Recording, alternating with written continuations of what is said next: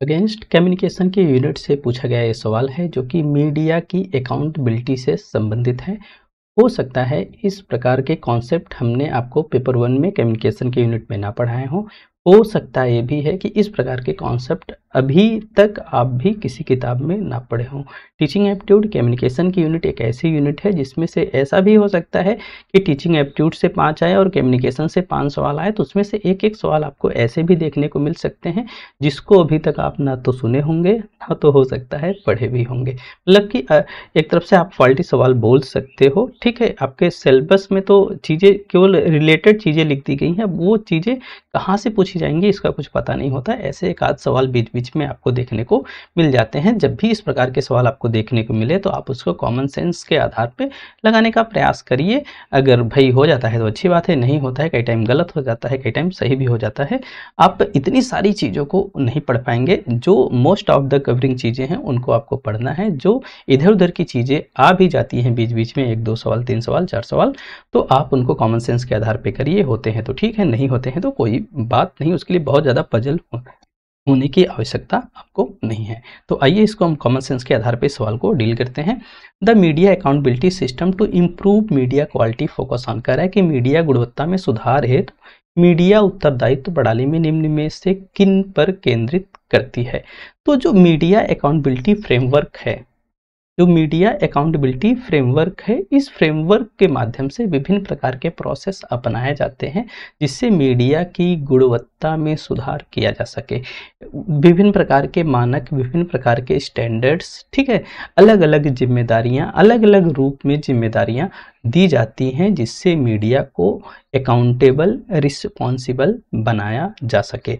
ठीक है, तो कह रहा है कि भाई मीडिया उत्तरदायित्व प्रणाली को निम्न में से किन पर केंद्रित करती हैं। तो आपको इन 5 स्टेप्स में से बतलाना है कि जो मीडिया का अकाउंटेबिलिटी फ्रेमवर्क है वो किन किन बातों को ध्यान में रखता होगा। ठीक है, तो अब पहला जो विकल्प दिया गया है इवेल्युएशन। भाई इवेल्युएशन तो करेगा, जैसे मीडिया में आप न्यूज़ देखते हो तो न्यूज़ पे जो चीज़ें आपको दिखाई जाती हैं वो इवेल्युएट करके तो दी जाती हैं कि भाई उसका मूल्यांकन होता है कि हम क्या चीज़ परोस रहे हैं ऑडियंस के सामने, उसका क्या प्रभाव होगा ऑडियंस पे।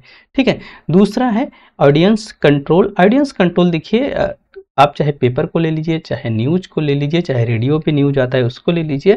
ठीक है, विभिन्न प्रकार की कंपनियां हैं जो कि न्यूज की सर्विस आपको देती हैं, लेकिन आप ऐसे देखिए डायरेक्टली उनका ऑडियंस पे कंट्रोल नहीं होता है। आप चाहो तो भाई पब्लिक न्यूज़ देखो, आप चाहो तो डीडी न्यूज़ देखो, आप चाहो तो रवीश कुमार को देखो, आप चाहो तो आज तक देखो, तो ये आपके ऊपर है। ऑडियंस पर उसका इतना ज़्यादा कंट्रोल नहीं हो पाता। अप्रत्यक्ष रूप से आप देख भी सकते हैं कि भाई पॉजिटिव नेगेटिव नैरेटिव्स के माध्यम से, रिइंफोर्समेंट के माध्यम से श्रोता को या पब्लिक को नियंत्रित करने का प्रयास किया भी जाता है, लेकिन डायरेक्टली मीडिया ऑडियंस पर कंट्रोल नहीं कर पाती है। ठीक है, इवेल्युएट तो करती है अपने कंटेंट को जो उसको प्रस्तुत कर रही है। ठीक है, मॉनिटरिंग भी करती है।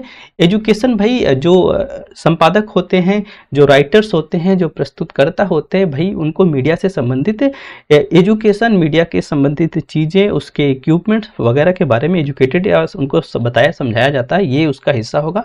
और फीडबैक, जैसे प्रस्तुत की जा रही है बातें उसके बाद उस पर प्रतिपुष्टि भी होती है, फीडबैक होता है, भाई प्रेजेंटेशन ठीक है, नहीं ठीक है, जो चीज़ें दी गई हैं वो अच्छी हैं, नहीं अच्छी हैं। ठीक है, ये सारी चीज़ें तो हमको समझ में आ रहा है कि मीडिया की अकाउंटेबिलिटी के फ्रेमवर्क में आएंगी। एक ये विकल्प जो है आपका ऑडियंस कंट्रोल फ्रेमवर्क, ठीक है, ये आपका विकल्प उसके फ्रेमवर्क में नहीं होगा क्योंकि मीडिया ऑडियंस के सामने चीज़ों को प्रस्तुत करती है, न्यूज को उस पर नियंत्रित करने का इसके फ्रेमवर्क में चीज़ें नहीं होंगी। ठीक है, तो इस हिसाब से देखेंगे तो ए, सी, डी और ई इसका राइट विकल्प बन जाएगा। तो आप देखेंगे 4th नंबर विकल्प आपका राइट आंसर के रूप में होगा, ए, सी, डी एंड ई। ठीक है, इसके बारे में थोड़ी जानकारी लेना चाहें तो आप यहाँ से ले सकते हैं। जो मीडिया अकाउंटेबिलिटी फ्रेमवर्क है वो क्या करता है भाई, पत्रकारिता को बढ़ावा देने के लिए क्या करता है, विभिन्न प्रकार के तरीकों, प्रक्रियाओं के माध्यम से मीडिया के मानकों को बढ़ाने का प्रयास करता है जिससे मीडिया की जो जवाबदेही है वो